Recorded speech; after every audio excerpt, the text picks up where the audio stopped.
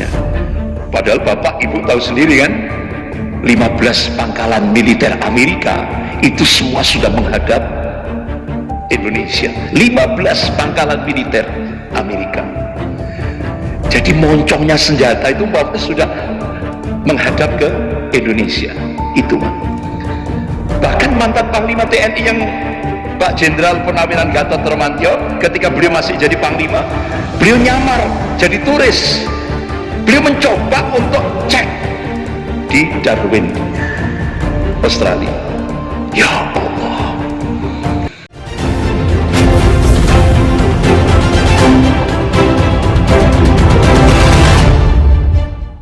Ternyata Amerika, negara-negara Eropa itu ingin mewujudkan aliansi negara Kristus kawasan Asia Pasifik.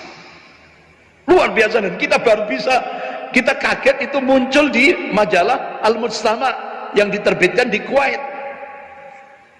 Ternyata qadarullah, saya diundang safari dakwah di Padang, Sumatera Barat selama 10 hari keliling Sumatera Barat. Nah, qadarullah saya ditemukan Ustadz Fadlan Garamatan.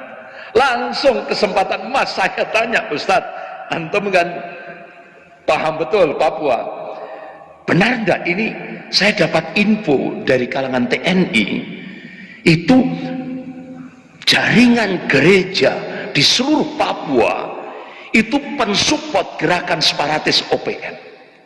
Benar Ustadz, benar itu.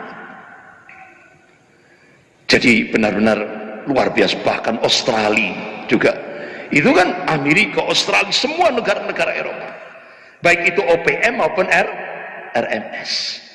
Nah, alhamdulillah Bapak Ibu yang dirahmati Allah, TNI benar-benar sikap menghadapi itu. Makanya untuk kawasan ring luar, insya Allah TNI siap menghadapi itu. Ya. Padahal Bapak Ibu tahu sendiri kan, 15 pangkalan militer Amerika itu semua sudah menghadap Indonesia. 15 pangkalan militer Amerika. Jadi moncongnya senjata itu sudah menghadap ke Indonesia. Itu bahkan mantan Panglima TNI yang Pak Jenderal Purnawiran Gatot Nurmantio, ketika beliau masih jadi Panglima, beliau nyamar jadi turis. Beliau mencoba untuk cek di Darwin, Australia. Ya Allah, sudah siap Pak untuk mencengkeram Indonesia.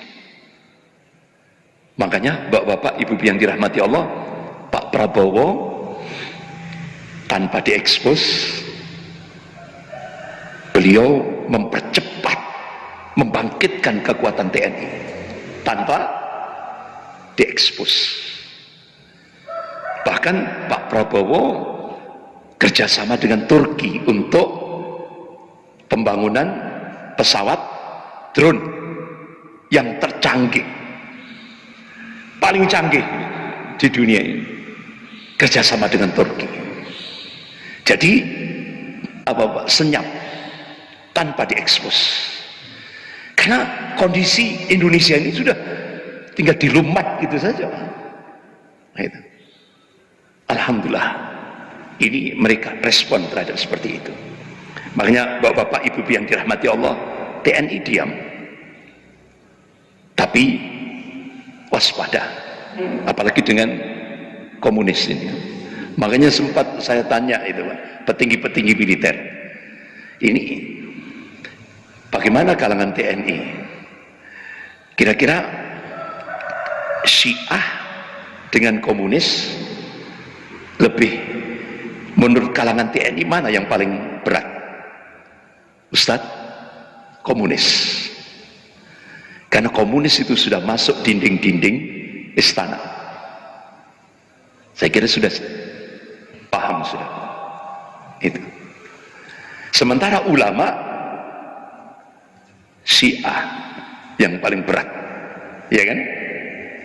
Nah, makanya Bapak Ibu yang dirahmati Allah, kita mencoba untuk menyatukan dua potensi ini, karena yang paling paling dibenci oleh komunis itu TNI dan umat Islam.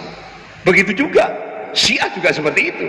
Makanya ke depan TNI dan umat Islam harus bersatu untuk menyelamatkan NKRI. Bapak-bapak, ibu yang dirahmati Allah, Dr. Mahathir Muhammad pidato pada acara Islamic Conference di Malaysia. Beliau pidato, the Jews rule this world by proxy. Jadi Yahudi itu untuk menguasai dunia lewat proxy, boneka. Boneka Yahudi pada saat perang salib episode yang pertama itu Perancis. Makanya pasukan salib digerakkan dari Kelimang, Perancis Selatan tahun 1095 Masehi. Proksi Yahudi pada saat perang salib episode yang kedua sepanjang 600 tahun Inggris, ya kan? Kemudian perang salib episode yang ketiga Uni Soviet, Amerika. Nah sekarang proksi Yahudi Amerika dan Cina. Ini yang harus kita ketahui bersama.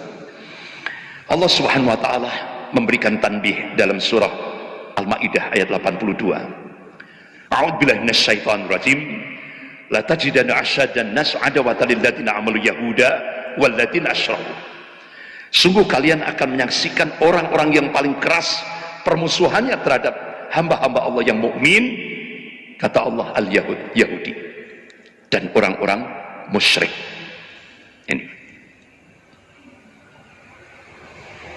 tokoh kemusyrikan sekarang, artinya negara musyrik yang paling sekarang paling mengglobal, Cina.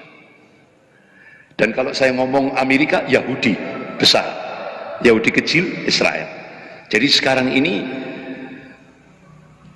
al-Yahud dan musyrik, ateis, komunis. Ini dua proksi Yahudi.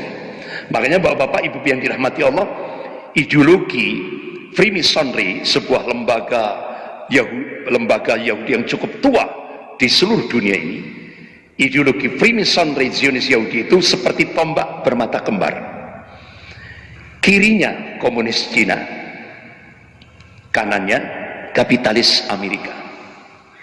Jadi Yahudi itu Pak, kanannya kapitalis Amerika, kirinya komunis Cina. Makanya bapak-bapak, ibu yang dirahmati Allah, di akhir November 2019 tokoh Zionis Yahudi yang cukup ternama yaitu Henry Kissinger, ketika jamuan makan malam di New York, Amerika, dia memberikan statement, Cina telah menang. Artinya apa? Kekuatan militer Cina sudah di atas kemampuan kekuatan militer Amerika. Sampai akhirnya pada saat peringatan 70 tahun Xi Jinping, dia memberikan statement, tidak ada satupun yang bisa menggoncang Cina.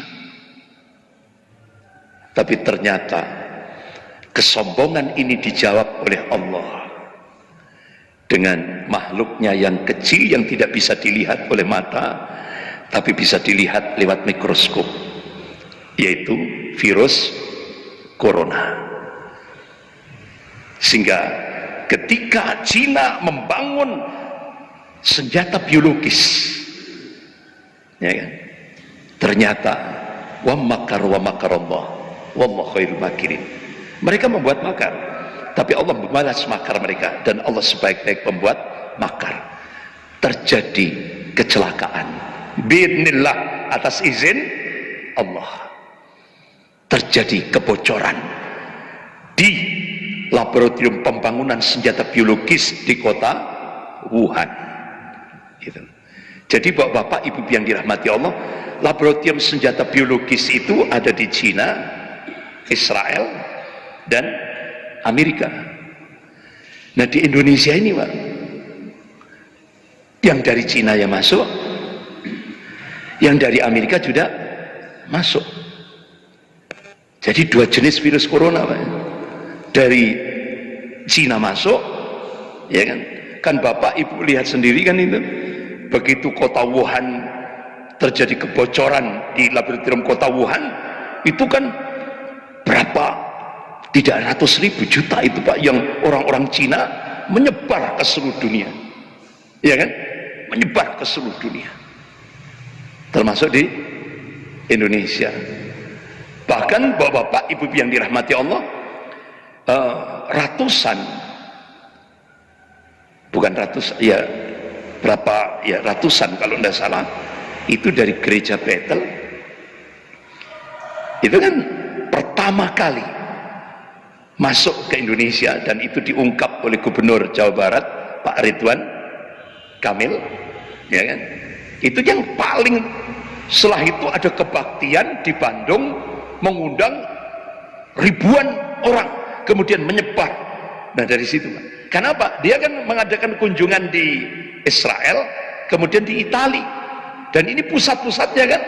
Habis itu ke Indonesia, tapi ini tidak pernah diekspos oleh media. Yang diekspos jamaah tablik yang ada di Kebon Jeruk, kemudian yang ada di Magetan, Temboro. Itu terus yang diekspos, terpapar COVID-19. Tapi yang pembawa pertama ini tadi tidak pernah diekspos. Ini yang harus kita pahami bersama.